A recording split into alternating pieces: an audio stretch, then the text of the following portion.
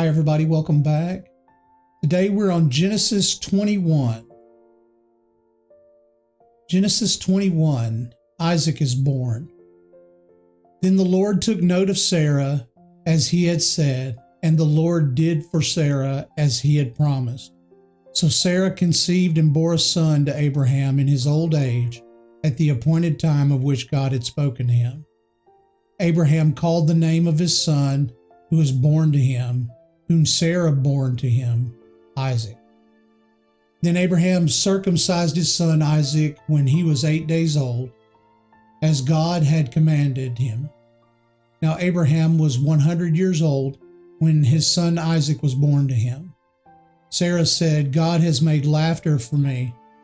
Everyone who hears will laugh with me. And she said, who would have said to Abraham that Sarah would nurse children? Yet I have borne him a son in his old age. The child grew and was weaned, and Abraham made a great feast on the day Isaac was weaned. Sarah turns against Hagar. Now Sarah saw the son of Hagar the Egyptian, who she had borne to Abraham, mocking. Therefore she said to Abraham, drive out this maid and her son, for the son of this maid shall not be the heir with my son Isaac. The matter distressed Abraham greatly because of his son. But God said to Abraham, do not be distressed because of the lad and your maid.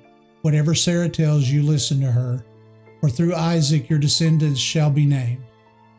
And of the son of the maid I will make a nation also, because he is your descendant. So Abraham rose early in the morning and took bread and a skin of water and gave them to Hagar, putting them on her shoulder, and gave her the boy and sent her away. And she departed and wandered about in the wilderness of Beersheba. When the water in the skin was used up, she left the boy under one of the bushes. Then she went and sat down opposite him, about a bow shot away. And she said, do not let me see the boy die. And she sat opposite him and lifted her voice and wept. God heard the lad crying, and the angel of God called to Hagar from heaven and said to her, what is the matter with you, Hagar? Do not fear, for God has heard the voice of the lad where he is. Arise, lift up the lad and hold him by the hand, for I will make a great nation of him. Then God opened her eyes, and she saw a well of water, and she went and lifted the skin with her water and gave the lad a drink. God was with the lad, and he grew, and he lived in the wilderness and became an archer. He lived in the wilderness of Paran, and his mother took a wife for him from the land of Egypt. Covenant with Abimelech. Now it came about at the time when Abimelech and Phicol, the commander of his army, spoke to Abraham, saying, God is with you in all that you do.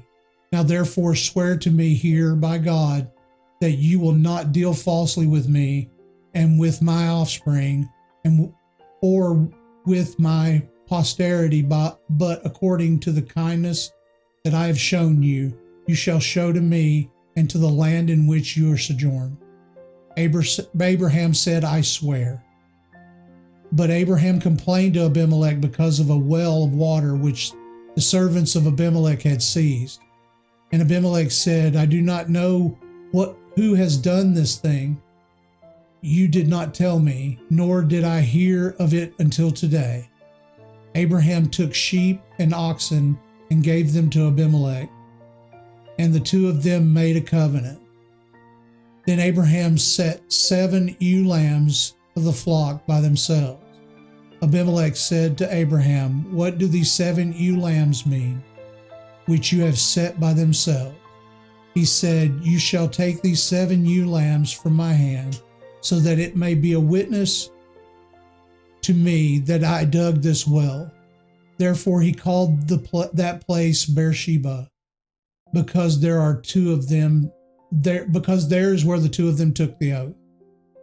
So they made a covenant at Beersheba, and Abimelech and Phicol, commander of his army, arose and returned to the land of the Philistines. Abraham planted a tamarisk tree at Beersheba, and there he called on the name of the Lord, the everlasting God. And Abraham sojourned in the land of the Philistines for many days. And that concludes chapter 21. Okay, let's look inside the text. The Lord took note of Sarah. Okay, the aged couple, exactly as promised, a son was born, and the 25-year suspense was finally over, with the laughter of derision turning to rejoice. The barrenness of Sarah had ended. So at this point, after waiting initially 25 years from the original time that Abraham was told he was going to have a son, his son was finally born through Sarah. So God fulfilled his promise. It was talking about until he was weaned. This usually occurred in the second or third year, so about 2 or 3 years old. You see where patches of time go by in verses and chapters that they have in the Bible. It's talking about celebrating. It says the son of Hagar mocking. The celebration of Isaac's passage from infancy to childhood witnessed the laughter of ridicule, an intense form of the Hebrew for laughing, and offended Sarah, causing her to demand the expulsion. To drive out, not be an heir. Legal codes of Abraham's day forbade the putting out of a handmaiden's son if a rightful natural heir was born.